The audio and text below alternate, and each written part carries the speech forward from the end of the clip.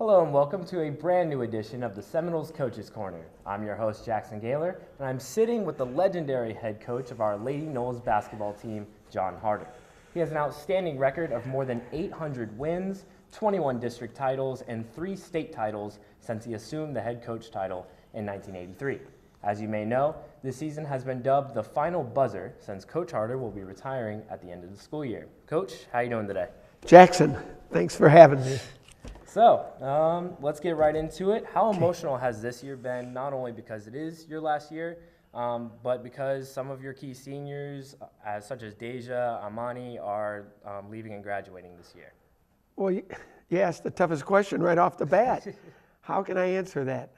How emotional?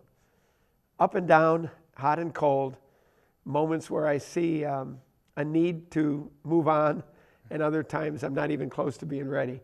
Amani and Daisha were pretty special. Freshmen that when no one else in the class seemed to want to play ball, I took them to the state tournament so they would see what it would be like in March when we were done with the season. And they were just so young and so eager, and it seems like yesterday. And now here they are graduating on the same night I am. There's some irony in that, Jackson. Thank you. Exactly. So now let's get to the team. So you guys just picked up a win over Bay Shore and have now won about 4 straight. Am I right? 4 straight. 4 straight. 15-4. Exactly. So how important it is to gain momentum going down the stretch, especially with districts looming so soon? Momentum is everything. I was a little bit rougher on them at halftime than I had expected because it was a letdown from the Riverview game 2 nights prior, which was one of the best games they played all year. And if they see my way to Lakeland Civic Center again, it has to be through momentum and continual buildup and excitement. There's no time for letdown anymore with just 2 weeks left in the season. And they understood that when I got done with the halftime speech.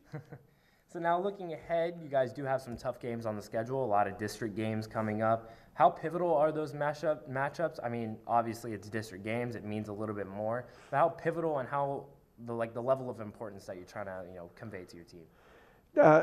Big time. Tarpon Springs is left on the schedule, and they're 3rd in the district. And there's nobody second because the other 2 teams at this moment are tied for 1st, St. Pete Lakewood and us. So the 2 games that are left in the district have to be thought of as the opportunity to get out, to make a run at state. You'll have to be successful in district. That means you host the regional. That means you know everything about the other team and that you can compete. So I built the schedule the way it should be built for a great finish, and I've been fortunate enough over the years to do that, and it worked out. So I'm keeping my fingers crossed and my toes for this, the final buzzer. All right. So now, speaking of what you just said, you've had a lot of district titles, 21. You've had some state luck as well, dating back as recently to 2014. So we look back at this season, and it's been a little bit rougher than the past. We dropped the first game to Braden River, and we've met them a couple times and struggled. So how has that made an impact on the team that it's not necessarily going to be such a cakewalk and so easy like it's been in the other years? It's going to be a little bit more of a grind. How's that impacted the team? Right between the eyes, they took those Braden River losses high because it was a team they dominated for years. But Braden River has 2 all-staters, very focused, serious, good players who have carried them to number 2 ranking in the state. We were within 4 points here at home, and they never ran us out of the gym, but they're worthy of their number 2 in the state rank.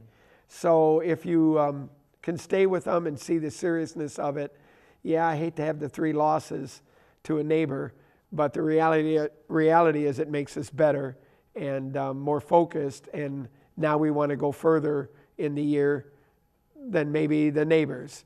And all of it ends up in the wash where it's supposed to be. So I have no regrets. As much as I would have loved to have won one of them, the Willie Clemens Championship, we were in the finals, and it took a lot to get there.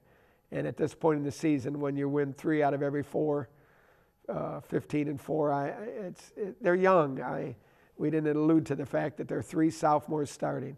Last night at one point I had 4 sophomores and a freshman in a 5A, 6A game for a district win, and that bodes well for my replacement. I think the program's intact. It's in good shape, and I'm going to miss it terribly. And they played very well in that game last night. So, a little bit transitioning out of the world of basketball. So, I mean, still kind of staying there, but, moving on. Okay. What have you tried to emphasize with your team outside of the game of basketball? Like, what are you trying to teach these athletes, and something more on the scale of life? Well, I'm happen to be interviewed by one of my top students who understood in government class outside the window. I always talk about the opportunity for life. And whether I'm teaching government or teaching basketball, I want them to understand the real world and what's outside the window. The book can only go so far. Their legs are only going to carry them so far. But their heart and their soul and their mind, they have a whole future. Their whole life's ahead of them. And I want to make sure they know that day in and day out. Not only that I love them, but the world will love them if they give back. And that's why I teach. That's why I coach. And now you mentioned the government class. Like you said, I've been lucky enough to be one of your students. Oh, thank you, That's Jackson. something that a lot of kids don't necessarily get to experience, whether they're in the IB club or whatnot. But your impact has been really great, and my own experience being in the class. So Thank you. another question on that: what legacy do you want to leave here at Southeast, not only as a coach but as the government teacher as well? Well, it's by the grace of God. I had a great run. I mean, health and strength and competitiveness. I never tired. I never missed a day of work. I never missed a basketball game or a practice. I was able to withstand lots of ins and outs in life, and I had my faith that kept me strong, and a great support staff from the principal through the athletic director, through the coaches that worked with me, and unbelievable players and students. I told one of my classes today that there were opportunities to leave for the ranch or the river or many other high schools over the years. This is home. This is the culture. This is the greatest school in the county for the makeup of the students and the team. Why would anybody not want to come to work and love their days at Southeast? It's been a joy, a treasure. It'll be a great memory and when I hit the beach. And it seems like any time, like whether you're at Publix or something like that, you find someone that is affiliated with Southeast in any way, they're always asking, "Oh, how's Coach Harder doing?" Or you're always kind of in the conversation, and that I think speaks to the mark you've left on campus. So thank you. I appreciate that, Jackson. I had an email today from a girl who was asking about her son's homework, and I responded, and she wrote back and said, "I was the class of 2000, and you were my favorite teacher." Wow. And now I'm teaching her son, and she was happy that I was able to get to him because she said he's her heart. Oh. And it was really a neat email. And when I thought back to the girl, I thought it was yesterday. And here it was 19 years ago that I had her son. So there are a lot of people out in the community that I hope feel the way you do, Jackson. And I've tried hard to do a good job.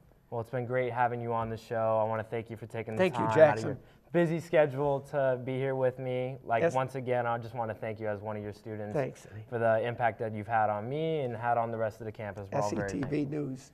You've all been good to me. I'll miss you terribly. Thanks. So that's all the time we have for today, everybody. Thank you for tuning in to the Seminole Coaches Corner. I'm Jackson Gaylor. That's legendary Coach Harder. Have a great day, and we'll see you again next time. And as always, go Noles. Yeah, go Noles.